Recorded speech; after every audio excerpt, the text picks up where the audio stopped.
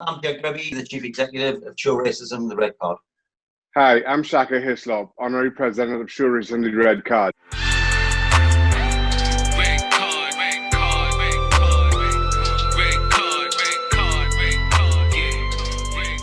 Let's talk about where the show began, Jed, because we probably have two different perspectives on this. I just joined Newcastle back in 1995. I remember being outside St. James's Park, filling up my car with petrol and being abused by three white youths walking down the hill right outside the stadium. And then as it got closer, one of them recognized who I was and started to chant my name and ask if they could come over for autographs. I declined. My family were in the car and I left. But it got me thinking. It got me thinking about this new club that I just joined. Everything that came with being a Newcastle United player, certainly back then. It also got me to thinking about my own role and responsibility as a black man in the Northeast, as a footballer in the Northeast, and where those two met. At about that time, I remember getting a letter from you. I'm pretty sure your organization at the time was called Youth Against Racism in Europe. And I responded, I wrote a check offering and just saying, please feel free to get in contact with me as need going forward. And that's kind of where it all started for me. I'm not sure if that ties up with how you remember things. It's a long time ago, Jed. Yeah, well, I've still got the letter on my wall in my office, so that's a nice reminder of the letter. People often ask, you sent a check for 50 quid, if you remember, along with this letter.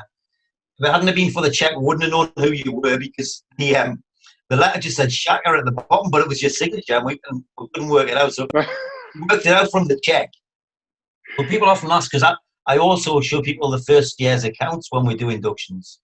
£35,000 raised in the first year. We were very proud of that. People ask, where's the 50 quid from Shaka? Of course, your check was for Youth Against Racism in Europe, not Show Racism Red Card, because we didn't exist. So we came up with a name. Kevin Miles, who I've spoken to today, was our chair, and Kevin's better at grammar than me, and I wanted to call it Give Racism the Red Card, because we saw an artwork competition with young people. And he said, well, you don't give the card yet, you show it, don't you? You show the red card. So name came, you got involved, and I always remember them first events, because we knew straight away when we had that event at Westgate Community College with you and Bez, we had something very special. I don't know if you recall that one, Shaka, the first event at Westgate Community College. I don't. I've heard you tell this story, but I remember the specific event. I do remember going to a number of schools. You had to remind me that Beresford was the first of my teammates that came along to Westgate Community College. I do remember going to any number of the Newcastle at the time, and they were also willing to support. And I thought that was my big takeaway from the time, how willing everybody was to give their time in the afternoons after a hard training session to come along to those schools. I remember Kevin Keegan also happy to contribute, as was Terry McDermott. It was a special time for the club on the field, but I thought similarly, and looking back on it, albeit 25 years later, we had such an impact off it as well, and a willing impact from so many of the players. One of the reasons why I felt compelled to reply to that first letter, and I felt that I had a responsibility to build or to contribute to the work that you all had already started. And it was more than just what happened outside the gas station, and there's a whole lot more than the check I initially wrote. But my dad was the Windrush generation that came to England in the 1960s. He was a school teacher at London University when him and his best friend, Desmond Allen, as it turns out, Desmond Allen was already in law school, were visiting with a friend and then walking home late at night. two police officers pulled them over, confronted them, they were walking to the bus station. So two police officers confronted them, took them into a parking garage, started breaking car windows, and arrested my uncle Des and my dad for attempted auto theft. Thankfully, because my uncle Des was already in law school, he had connections in the fraternity, and they sued the Metropolitan Police. So this is mid-60s. You could imagine the atmosphere back then. This was still a time where no blacks, no Irish, no dogs was prominent and accepted on things. But they took on the Metropolitan Police and they won. And the settlement was for £8,000 to be split between them. At the time, it was a British record for a settlement. So here you have these two black men, immigrants, taking on the Metropolitan Police Service and winning a record suit. My dad took his £4,000, enrolled in law school, and with the balance went to Trinidad for the first time since he had left 7 years before. Again, this is a time where it wasn't about air travel, was for the rich. And you would have to get back to Trinidad. It would be by boat, and it would be weeks on sea. But he had his mother for years. Went back to Trinidad for a 6-week holiday, and during that 6 weeks, met and proposed to my mother. So in a rather roundabout way, I have these racist police officers and their restrictions to thank for my being here. So certainly when you first wrote that letter, it spoke to my father's own experiences, spoke to what was my history. But then now, some 25 years later, we're still having a lot of those same conversations around institutional racism within law enforcement, both in England and where I am here in the US. Is it bad for us to say that not a lot has changed in 25 years? I certainly think we had a lot of progress in the early, the 70s and 80s and 90s, but we've gone backwards. And I think that, we haven't gone backwards in 1 year. We've gone backwards probably in about 12 years. And even if you then... Why is that? Why is that, you think, Ged? Why do you think... What's the cause for that regression? I think worldwide, you can look at some of the fall of communism, and then the need to have another enemy. The enemy was found in 9/11 and 7/7, and the demonization of Muslims. Before that, the Muslim religion wasn't seen in that light.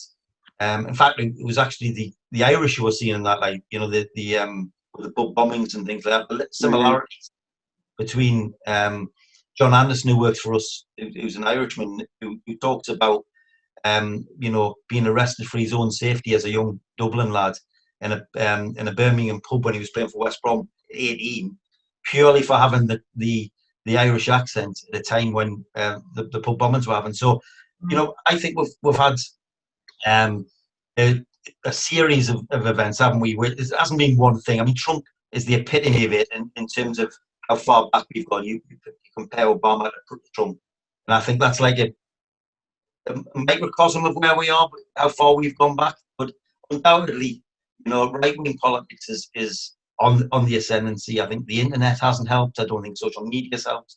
So, it's been a combination of factors, but generally speaking, I think that we've noticed that the rise in racism around anti-immigration sentiment as well, blaming immigrants. What you mentioned, no blacks, no Irish, no dogs, and it was a feature in the 60s and 70s. We turned the corner on that, and we were starting to celebrate. I mean, we're starting to celebrate the contribution that migrants had made. We've got to be careful as well. So we haven't gone backwards to zero. But I do feel that the issues are very similar now than the Windrush generation. So if you look at institutionalized racism, it was more open in the 70s with the Met. But the head of the Met now to say there's no institutionalized racism really shows a lack of understanding at the very top of the Metropolitan Police. And it's actually an organization, because of the Stephen Lawrence campaign, that's done an enormous amount. You and everything that you've done over the years to bring this organization to where it is speaks volumes of who you are, your own rules and responsibilities in our equality. And it's worked. It's worked both as you as head of this organization. It's worked in unifying the voice from very diverse dressing room that we enjoyed at Newcastle United. It spoke to our shared responsibility to equality, and I think it resonated. One of the things that has always amazed me as well is when we've attended these events, how much I've come away learning in speaking with not just my teammates, but with kids, students at these schools who have a different understanding and perspective. Some of it may be generational, some of it may be because of the differences in our own upbringings. And I also don't hide the fact that growing up in Trinidad and Tobago, I was part of an ethnic majority. So I didn't experience racism growing up in Trinidad and Tobago. I understood what it meant. I understood the effects of it, to the point where my understanding around race is more based from a colonial perspective, in that as much as I was part of an ethnic majority, the ethnic minority, which are largely white in Trinidad and Tobago, are the ones who sat at the top of every board, who enjoyed the highest positions in government. And that gives you a different understanding around race and around your own value in societies. You and I have been talking a lot over the last couple of months, and something, I said something that I'd like to get your opinion on. I said that it's not our ugly past that holds us back. Our ugly past being slavery, colonialism. It's our failure to recognize and honestly confront that ugly past that continues to be our biggest stumbling block. In reality, most white people are privileged in that they haven't got the day-to-day racism of black people. There's also, without a doubt, if you look at job issues and employment, white privilege in terms of you're much more likely to progress to the top end of the job if you've got a white color skin than you have a black skin, or even be in a job. I do think there are some problems with it, in that if it's handled badly, it could make people who are feeling underprivileged. The debate in Middlesbrough, for example, recently around Black Lives Matter, the mayor there intervened to say white people in Middlesbrough aren't privileged because they have some of the highest unemployment, they live in some of the worst conditions. I can see what he was saying, and I can also see how he would get an echo for it. So I think it's an issue that can be, if it's dealt with badly, can actually lead to more racism. But undoubtedly, I think if you do look back at history, then white people in this country, I would have to say they are privileged. So the counter to that for me, Ged, is in raising these statistics, in pointing out the how they overlap, and it isn't just you may feel or how you may feel, that you have to take, and you see, there's a difference between macro and micro, right? So we could talk about how many more, the unemployment rate for blacks, be it in England or the US, as compared to the unemployment rate for whites in either of those countries. That makes no difference to a white person who's unemployed. The statistics don't make any difference to them in that circumstance. So the challenge here that I've found is, how do you now continue to build on that argument? And the counter to that is, well, you know, are getting affirmative action as it's known in the US. Blacks are getting they have to supply a certain code which they believe is un-American and un-2020. When you have to again point to the damage that continues to be done, and the statistics back that up, and how you continue to address. And one thing that I always say is, Black people aren't asking for handouts. We aren't asking you to hire us because we are Black.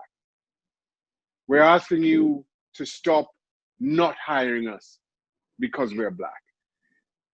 That for me is my challenge as a parent, you know, with 5 Black kids, 2 of which are entering into the job market right now, and the others will follow on soon. How do you address those micro issues with these communities? How do you explain to a white person, we don't mean to pick on Middlesbrough, but as an example, a white person who's unemployed, and point out some of the bigger issues around these equalities and how it continues to affect communities? We've recently made links with Chuck Dade, Public Enemy, who in New York, and we met with his guy who's helping spread the message in Edinburgh, in Scotland, and Janol, he's called, and Janol said to me, oh, Scotland's great, isn't it? There's very little racism here. And I said to him, what makes you think that? He goes, well, it's not like the States where, you know, like it's in your face, and people are generally friendly here. That, you know, I don't get the impression, and I think, racism in this country has become a lot more underhand in the UK than it is, and it's more, I think. I mean, I haven't lived in the States and you do, so I think it's probably more in your face there, more overt. And I said to him, don't be believing there's no racism in Scotland.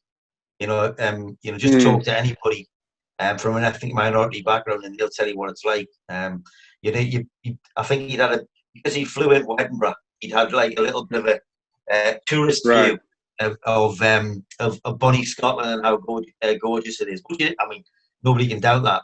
But the idea that there's no racism, I mean, I think we're often asked, just being asked by a charity, how we pick the schools we go in. And my answer has always been, they pick us. We do not select one particular school over another, because racism is such a big problem. And I've always been totally opposed to the idea that racism is white working class people's problem. Because if it was, then I think we would have had a lot of chance of getting rid of it. It's in Eton, it's in Harrow. It's in, you look at the institutions of this country that who perpetuate racism, and I think it's right at the top of society. And we try to work right across the board. I'm not saying it's only Eton and Harrow problem. It's obviously not. But there isn't one area of the country that's better than another. There are areas that have had worse problems at certain times, without a doubt. But and when the policies have been bad, one of the ones that strikes me is in the early days of dispersal of immigrants and of asylum seekers, they sent them to some of the poorest areas of Newcastle, and it was a toxic mix. You had asylum seekers from some of the war-torn countries, put into estates in the West End of Newcastle, where people were saying, "How come these people are getting housed and when my son can't get one?" And it was a terrible time for us here, because we you know, these people weren't taking the houses. Nobody wanted them. You know, in effect, given flats that nobody would go into, but suddenly they were the enemy. You know, it was an easy target. So I think at times things can get a lot worse in certain areas, but generally speaking, racism isn't about geography. It's not about class. And unfortunately, what it is about is a growing problem in this country and worldwide, because people are using scapegoats for the problems of society. And I think COVID has only exacerbated that. I think a lot of people are coming to terms with a new world that we've got at the moment. And I think COVID, because we're all online, I really do believe that social media can play a very poisonous role. Like anything, it has two sides to it. Of course, it can play a positive role as well. But you know, if you look at some of the issues around Facebook, Twitter, some of the stuff that's coming out now about the US election, Shaka, I don't know if you've seen the targeting of the Trumpers in the last election, was able to target black voters and that, and encourage them not to vote. Some of the stuff it'll undoubtedly happen in this election as well is scary. It's let me tell you, I find social media to be a really troubling and scary landscape, as you put it, Ged, and as you know, I'm not on there often, just to preserve my own sanity, in all honesty. And the thing for me is, and we've seen this played out in, you know, so many times in history, where you have these powerful tools that can do so much good, but they retooled or re-equipped, and you find them being used for so much bad. You know, we could talk about atomic energy and the counter of that being the atomic bomb, and in many respects, social media is kind of that for 2020, for where we are right now. A tool that promises to bring so many people and can bring so many people together has been to just drive us further and further apart. And now my question is, how do we address that? Is that the responsibility of the social media company?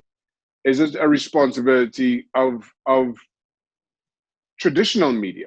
Because one of the things, and we were talking about perceptions and people's perceptions outside of large multicultural cities. I feel traditional media has a role to play in that. And I work in media now myself, because in today's world, we have so many parts of our country that don't interact with immigrants, that don't interact with people that don't look like them. Their only understanding of people from different countries is what they see on television. And if all they see on television is black people being arrested for robbery or some heinous crime, they assume that that's all black people do. Whereas when you go into these multicultural cities and you live next door to somebody who doesn't look like you, and they're part of your community, and that same report doesn't resonate in the same way, because you recognize that as being a one-off or a small percentage out of all the people you know, which is exactly how you feel when you see a white person arrested for robbery. That's a small percentage out of the people you know. So does mainstream media have a responsibility to counteract some of those skewed perceptions that social media is doubling down on? So the killing of George Floyd and the reaction it led to, I think the reaction itself shows the racism of the worldwide problem. I mean, the impetus here, the number of young people and companies and the variety of people actually struck me more than anything else. Not just the variety of companies, the variety of young people getting involved in the struggle, and the size of the momentum of it. I mean, a friend of mine lives in rural County Durham, and she was saying that she's never seen anything other than NHS posters up in windows, and suddenly Black Lives Matter. She says she's pretty certain that black people don't live in those houses, because she's walked around there many a time, and so that shows the impetus that had. It was an incredible moment. Yeah, I mean, you know, I joined the Black Lives Matter march here in Boston. I live just outside Boston, as you know, and I joined one of the marches, and that's what struck me as well. The turnout, just in terms of numbers, and then the diversity and the youth of that crowd spoke to where we are in this moment and in this movement. And I think see it go global as it did. I use a quote from Martin Luther King, which I think describes it so well. A threat to justice anywhere is a threat to justice everywhere. So even though you've seen these incidents, these sparks all occur here in the US, the entire world has responded in recognizing that threat to justice for us all. When we are divided along those lines that I just mentioned, you see humanity at its best. If we stop dividing each other along race lines, we have no choice but to stop dividing each other along religious lines. We have no choice but to stop dividing each other around who we love, how we love. We have no choice but to stop dividing each other around our sex, whether we're male or female, or whether you identify, or however you identify. And I think that is what we will recognize. I hope. That's my hope for the next 25 years, that we recognize that we are at our best when we don't have those lines of division, whatever they may be. And only then we will start to address all these issues that are still on our plates today, our fathers dealt with back in the 50s, 60s, and 70s. That's the challenge I think this new generation are prepared to take up.